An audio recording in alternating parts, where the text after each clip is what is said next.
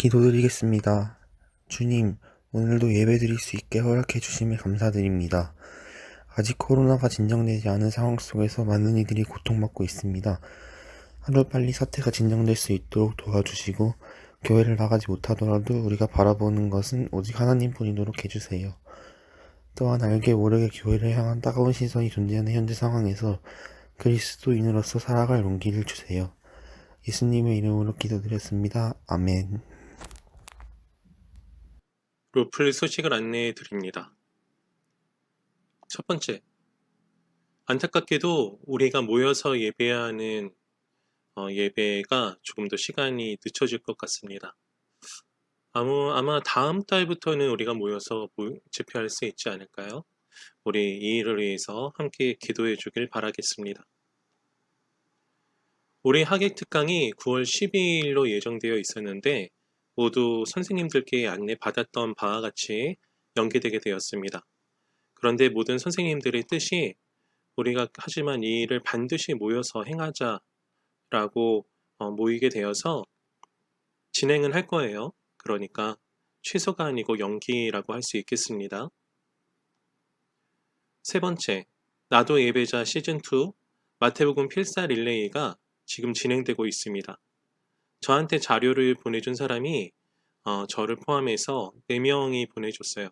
이 필사 릴레이를 마태복음이 끝날 때까지 할 예정이니까 아마 한 사람당 두세 번씩 해도 가능한 수치인 것 같아요. 모두 이 일에 최선을 다해서 함께 참여해 주시기 바라겠습니다. 이상으로 로플 소식을 마치겠습니다. 우리 로드 플러스 친구들 잘 지냈나요? 저도 잘 지냈습니다. 요즘에 함께 모여서 얼굴을 보지 못하니까 여러 가지로 아쉽기도 하지만 우리가 마태복음 릴레이나 여러 가지 기도 순서나 이런 것들을 통해서 교류하고 또 우리가 하나님 말씀에 이만큼 신경 쓰고 있다는 걸 보여주고 있는 만큼 우리의 모임은 여전히 살아서 움직이고 있다는 생각이 들어요. 우리 모든 우리들의 행사와 또 예배를 사모하는 마음을 놓지 않고 끝까지 우리 하나됨을 유지하는 로드 플러스 중고등부가 될 수 있기를 간절히 바라봅니다. 오늘 말씀의 제목은 악하고 음란한 세대에게 라고 정했어요. 이 악하고 음란한 세대라는 말씀은 오늘의 본문에 나오는 말씀이에요. 오늘의 본문은 마태복음 12장 38절로 45절까지의 말씀입니다. 오늘 이 말씀을 읽고 이 말씀들에 대해서 이 주제로 한번 살펴보고자 합니다. 말씀 읽겠습니다. 그때 서기관과 바리새인 중 몇 사람이 말하되 선생님이여 우리에게 표적을 보여주시기를 원하나이다. 예수께서 대답하여 이르시되 악하고 음란한 세대가 표적을 구하나 선지자 요나의 표적밖에는 보일 표적이 없느니라. 요나가 밤낮 사흘 동안 큰 물고기 뱃속에 있었던 것 같이 인자도 밤낮 사흘 동안 땅속에 있으리라. 심판 때에 니느웨 사람들이 일어나 이 세대 사람을 정죄하리니 이는 그들이 요나의 전도를 듣고 회개하였음이거니와 요나보다 더 큰 이가 여기 있으며 심판 때 남방 여왕이 일어나 이 세대 사람을 정죄하리니 이는 그가 솔로몬의 지혜로운 말을 들으려고 땅 끝에서 왔음이거니와 솔로몬보다 더 큰 이가 여기 있느니라. 더러운 귀신이 사람에게서 나갔을 때 물 없는 곳으로 다니며 쉬기를 구하되 쉴 곳을 얻지 못하고 이에 이르되 내가 나온 내 집으로 돌아가리라 하고 와보니 그 집이 비고 청소되고 수리되었거늘 이에 가서 저보다 더 악한 귀신 7을 데리고 들어가서 거하니 그 사람의 나중 형편이 전보다 더욱 심하게 되느니라. 이 악한 세대가 또한 이렇게 되리라. 처음에 이제 바리새인 한 사람이 예수님한테 물어보죠. 그때 바리새인과 서기관 중 몇 사람이 한 사람이라고 해서 미안합니다. 몇 사람이 말하되 선생님이여 우리에게 표적을 보여주시기를 원하나이다 라고 말씀하고 있어요. 그때는 언제일까요? 그때는 이 전의 문맥을 살펴보면 알 수 있겠죠. 이 전의 문맥에서 예수님이 병자들을 고치셨어요. 특히 회당 안에서는 한손 마른 사람을 고치시고 그리고 그걸 가지고 예수님 책 잡으려고 했던 바리새인들을 이제 꼼짝 못하게 누르셨지요. 특히나 예수님이 여러 가지 일들을 행하시고 다른 사람들한테 주목을 받자 바리새인들이 그랬단 말이에요. 바알세불의 힘을 빌어서 사탄의 힘을 빌어서 귀신을 쫓아낸 거다. 한쪽 손 마른 사람 다음에 귀신 때문에 보지도 못하고 말도 못하는 사람을 예수님이 고치시니까 그런 얘기를 했죠. 그때 예수님께서 그 사람들을 꼼짝 못하게 노르셨어. 귀신이 귀신을 쫓아내면 사탄이 사탄을 쫓아내면 자중질환이냐? 그건 말도 안 되는 거고 그러면 너네들 제자는 도대체 누구를 힘입어서 귀신을 쫓아내는 거냐? 말도 안 되는 소리 하지 마라 하고 주님께서 그 사람들을 꼼짝 못하게 하시자 그 사람들이 이런 질문을 했다는 거예요. 병자를 고치시고 회당에서 놀라운 가르침을 주시고 계시던 예수님의 가르침을 방해하던 바리새인들을 예수님이 책망하셨어요. 그때 서기관과 바리새인 중 몇 사람이 선생님이여 우리에게 표적을 보여주시기를 원하나이다 라고 말을 했다는 거죠. 여기서 우리에게 표적을 보여주시기 원하나이다 라고 말을 했던 그 진짜 의도는 뭐였을까요? 여러분 혹시 여러분이 아는지는 모르겠는데 말죽거리 잔혹사라는 영화를 보면은 그 학생들을 괴롭히던 선도부장한테 주인공인 권상우가 이러는 장면이 나오죠. 뭘 던진 다음에 야 네가 그렇게 싸움 잘해? 옥상으로 따라와.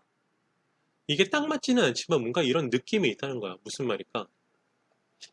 이 심중에는 일단 이렇게 적어놓긴 했어요. 당신 말 진짜야? 내가 그렇게 잘났어? 이런 뜻이 있는 거죠. 네가 그렇게 잘났어? 증거를 대봐. 이런 말이 돼버리는 거예요. 예수님이 진짜 병자들도 고치시고 귀신도 쫓아내시고 그리고 바리새인들과 서기관들은 꼼짝도 하지 못할 하나님 나라의 말씀을 전하시니까 그러니까 이 사람들이 말로 대적을 못하니까 되게 그런 상황이 되면은 네 주님 당신의 말씀이 옳습니다 하고 그 말씀을 따라서 쫓아서 살아가야 되겠다고 생각하고 순순히 인정을 해야 되는데 그 말씀을 인정을 못하고 당신 말 진짜야? 내가 그렇게 잘났어? 라고 어떤 구실을 찾는 게 되는 거죠.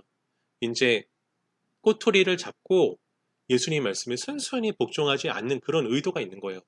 이 사람들이 진짜 와 마치 기드온처럼 제가 마음에 확신이 없어서 용기가 없어서 그러는데 이 바리새인이라는 서기관이라는 기득권을 놓을 수가 없어서 혹은 지금까지 공부한 게 너무 많은데 그 가르침으로는 인정을 할 수가 없어서 그런데 좀 표적을 보여주세요 라고 기드온이 양털에만 물이 있게 해주세요. 양털에만 물이 없게 해주세요. 이슬이 없게 해주세요. 라고 그런 이적을 구했던 것처럼 물어본 것이 아니라 그 예수님을 테스트하려고 그 예수님을 못 믿겠다고 말하려고 딴지를 걸려고 우리에게 표적을 보여주시길 원하나이다. 라고 이 사람들이 말을 했다는 거죠. 당신 말 진짜야? 네가 그렇게 잘났어? 그럼 증거 한번 내봐. 그런데 이렇게 증거를 보여주면 믿었을까요? 아니요. 안 믿었을 겁니다. 이 표적을 보여달라고 하는 말 자체가 예수님을 믿으려고 보여달라고 한 게 아니고 믿지 않겠다는 마음가짐으로 예수님한테 표적을 보이라고 했던 거기 때문이죠.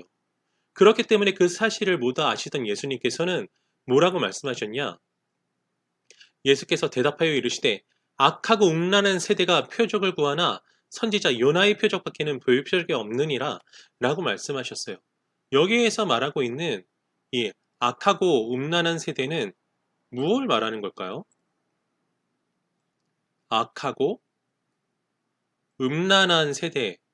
여기에서 우리가 알고 있는 바와 같이 이거는 같은 표현이죠. 최소 비슷한 표현이에요. 악하다는 것과 음란하다는 것을 같이 나열함으로써 그 의미를 더 강화하는 그런 측면이 있는 건데 그렇다면은 이 사람들이 악한 건 음란하다는 거예요. 그런데 성경에서는 되게 이 음란한 것을 무엇과 연결지어서 말하냐면은 우상숭배와 연결지어서 말할 때가 많이 있어요.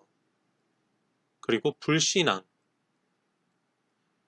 하나님에 대한 믿음을 가지고 있어야 되는데 그 믿음이 없는 불신앙의 상태를 가지고 있는 사람들, 우상을 숭배하는 사람들, 하나님 말고 다른 것을 믿는 사람들, 그러니까 예수님이 말씀하시는 하나님의 말씀 믿지 않고 다른 것들을 섬겨서 예수님을 배척하고 미워하는 것 자체가 악하고 음란한 거라는 거죠. 그러니까 이 믿음도 없는 자들이 증거 보여라 라고 말을 하지만 그러나 보이실 표적이 뭐밖에 없다고 그랬어요? 선지자 요나의 표적밖에는 표적이 없다고 말씀하셨어요. 이 선지자 요나의 표적은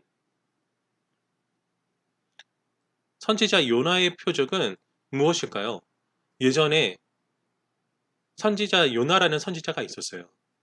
여기에 이렇게 이스라엘 땅에 있으면은 저 북쪽에 니느웨라는 도시가 있었는데 이 느헤에는 이스라엘을 괴롭히던 나라의 수도였어요. 그래서 이 니느웨가 선지자 요나는 망했으면 좋겠다라고 생각을 했을 텐데 그런데 그때 하나님께서 말씀하시기를 니느웨에 가서 너희들은 망할 거라고 나의 말을 전하고 와라 라고 말씀을 하신 거죠.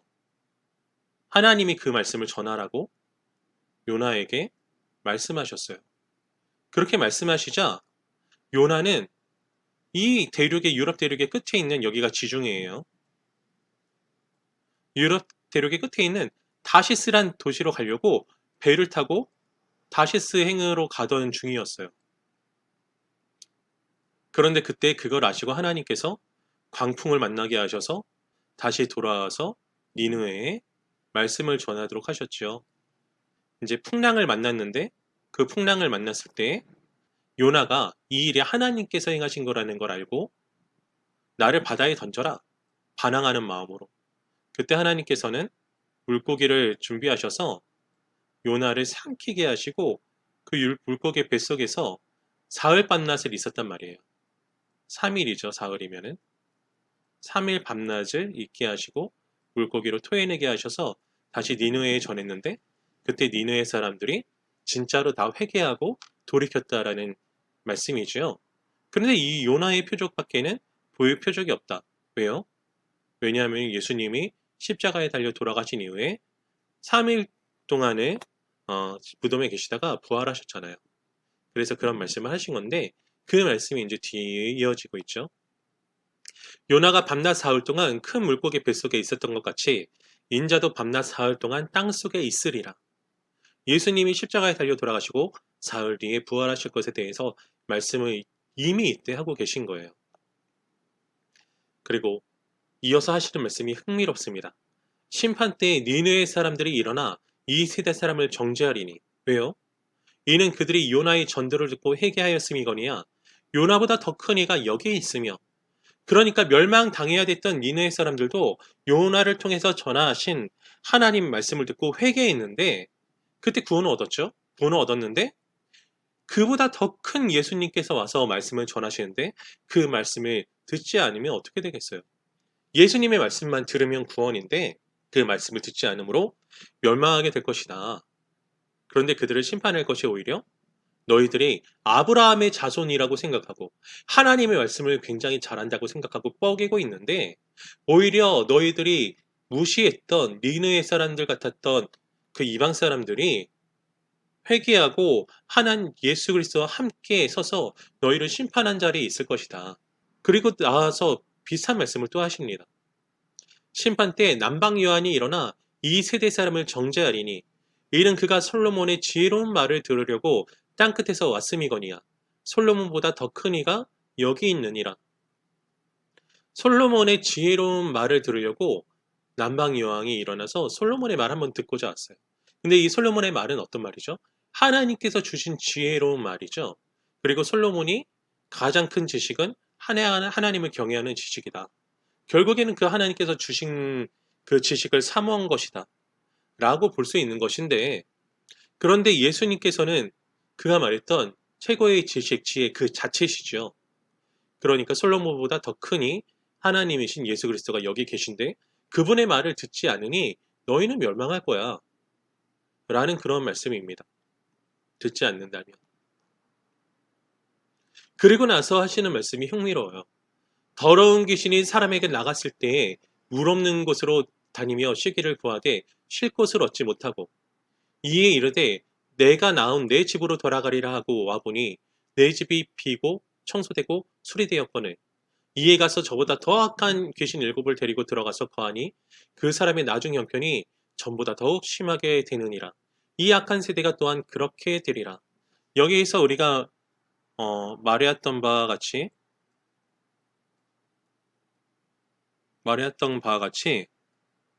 여기 있네요. 저희 펜이 안 보여서. 이 악한 세대의 악한이라는 것은 믿지 않는 것, 그 우상을 숭상하는 음란함, 하나님보다 다른 것을 믿는 것을 말한다고 얘기했죠. 혹은 불신앙.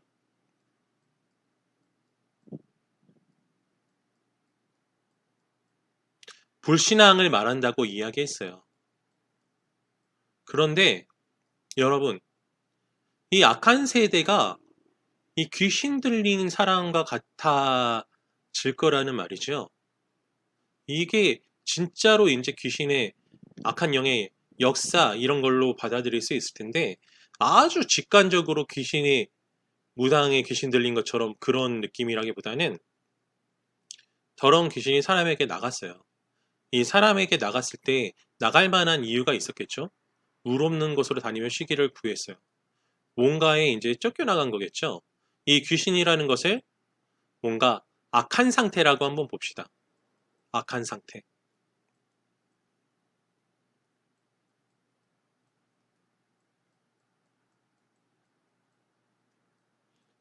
이 악한 상태는 뭐로 볼 수 있을까요? 이 악한 상태는 괴로움, 공허함, 힘듦, 이런 상황이겠죠. 그래서 사람이 뭔가 자기의 나름대로의 괴로움과 힘듦과 공허함을 치유하기 위한 방법들을 찾습니다. 그 방법을 자신의 어떤 공부를 통한 지식으로 삼을 수도 있을 것이고, 뭐, 계룡산에서 도 닦는 뭐 그런 수련으로도 볼 수 있을 것이고, 그리고 요즘에 많은 사람들이 자신의 괴로움을 해결할 수 있는 방편으로 생각하는 돈. 돈이 있으면은 행복해지고 즐거워진다.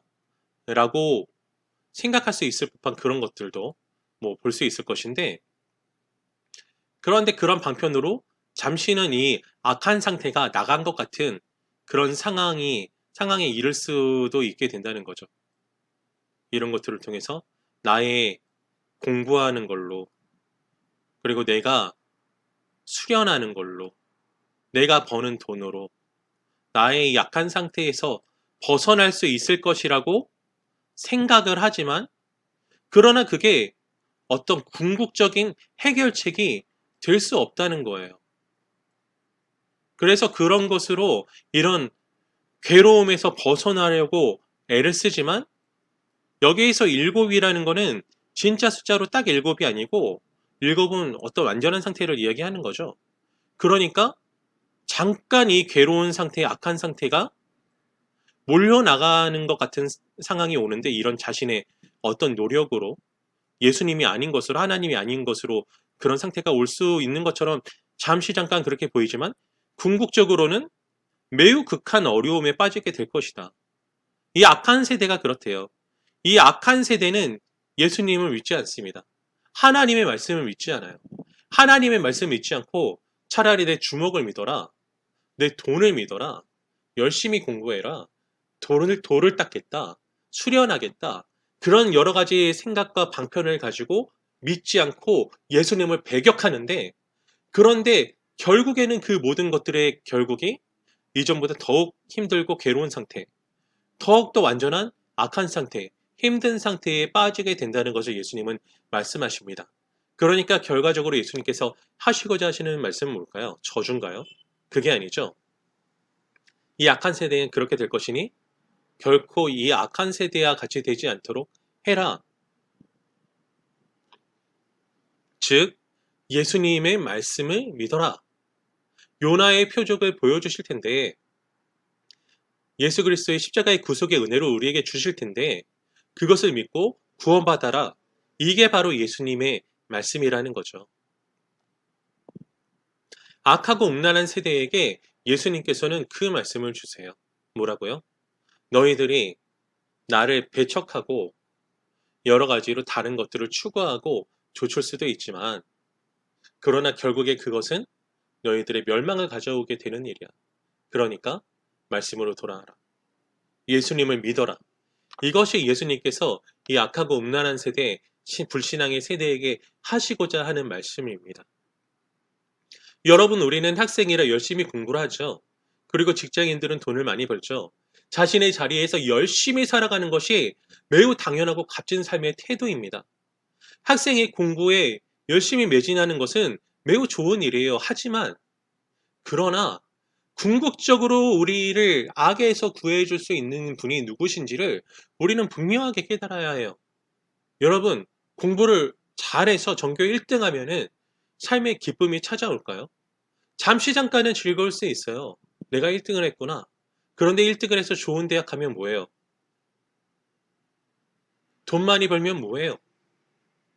그러면은 정말로 돈이 많은 기업의 총수는 행복할까요? 그러면 왜 재벌 2세, 3세들의 여러 가지 비행과 일탈의 현장이 나올까요? 왜 끊임없는 쾌락을 추구할까요? 남자가 여자를 만나고 여자가 남자를 만나면은 모든 괴로움에서 벗어날 수 있을까요? 그런 것들은요, 우리의 갈급함을 채워줄 수가 없어요.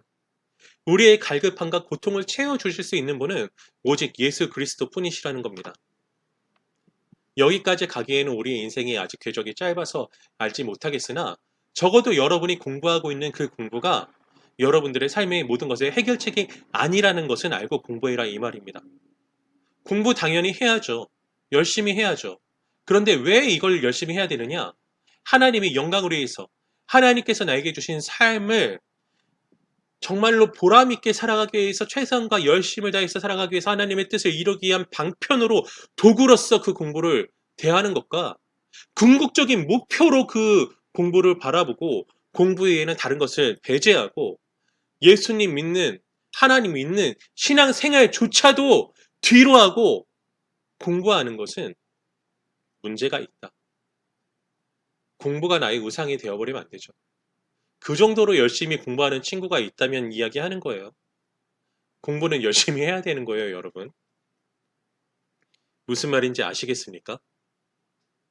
악하고 음란한 세대에게 예수님은 말씀하십니다.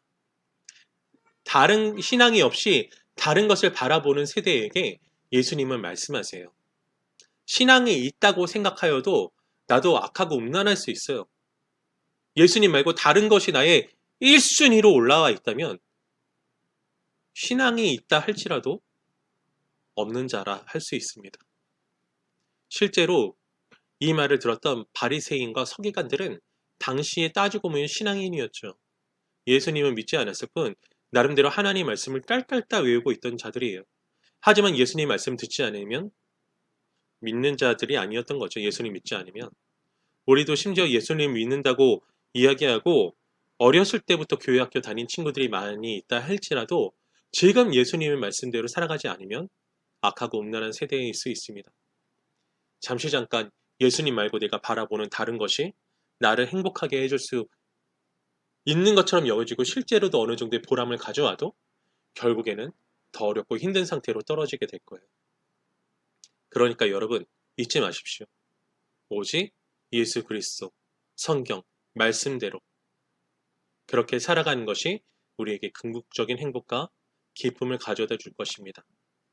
우리 로드 플러스 친구들 모여서 예배할 수 없지만 그러나 우리 할 수 있는 게 있죠. 말씀을 사모하고 말씀대로 살려고 애쓰고 읽고 기도하는 것. 주어진 대로의 삶을 열심히 살아가는 것 하나님 안에서 그 일들을 분명하게 이뤄나가는 저와 우리 로드 플러스 모든 선생님들과 친구들 될 수 있기를 주님의 이름으로 간절히 소망합니다.